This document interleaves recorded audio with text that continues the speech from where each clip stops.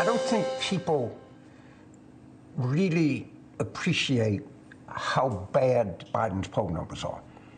When you look at them, it's like walking down your grandmother naked. You can't unsee them, no matter how hard you try. As only the raging Cajun Democratic strategist James Carville can put it.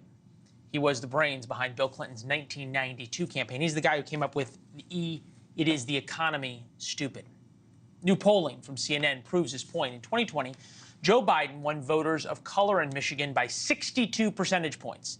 The latest poll out this week shows that lead down to just 21 points. Carville says he believes the change is happening because there are, quote, too many preachy females leading the Democratic Party. Here now, political analyst Laura Fink, founder and CEO of Rebelle Communications. Good to see you. Thank you. All right, I think reasonable people can agree that it was a rather sexist remark, but does that make it wrong? Well, he thinks we have too many preachy females. It sounds to me like we just might have one too many drunk uncles in the Democratic Party. Biden won women in 2020, 57 to 42.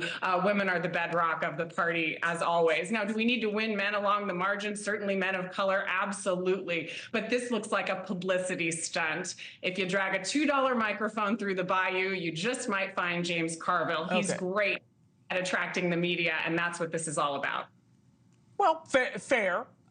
Maureen Dowd, though, of the New York Times is the one who wrote it. So I think, you have to give them credit that this is a guy who single-handedly turned Bill Clinton into the comeback kid in New Hampshire. Just in terms of what we're saying, in terms of women being the bedrock of the Democratic Party, you look at the women associated with Biden: Joe Biden, Kamala Harris, KJP, Kate Bedingfield, Gina Raimondo, Linda Thomas Greenfield, Jennifer Granholm, Julie Chavez-Rodriguez, Ketanji Brown Jackson, Supreme Court Justice. I don't know if you'd say that as a surrogate, but certainly somebody who he appointed.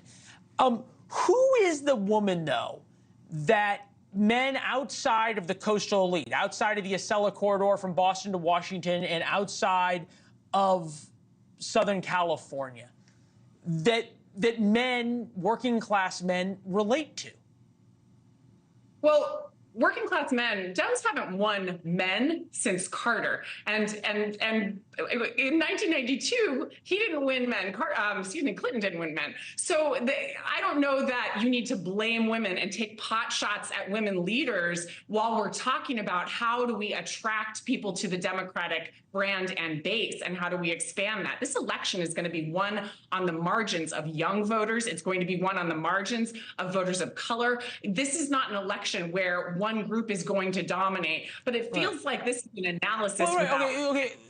Laura, I get the point that it's going to be won on those margins, but it's also going to be lost on those margins. You're entitled to your own opinion, not entitled to your own facts. Right now, in Michigan, voters of color, his lead is 40 points off where he was in 2020. There's a reason for that. What do you, hold on, there's a reason for that. What is your reason? What's your explanation?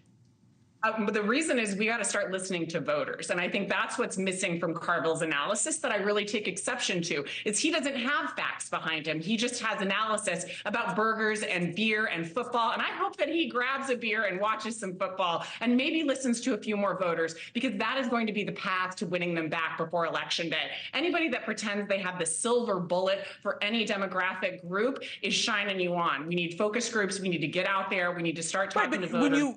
When you talk to voters, and you talk to voters of color in particular, especially black men, they tell you that there are real issues that they have that speak to beer, football, and hamburgers. I mean, you can make fun of the simplicity of it. I get that, but these are the issues that voters tell us, and certainly the issues that white men tell us are a problem for Joe Biden.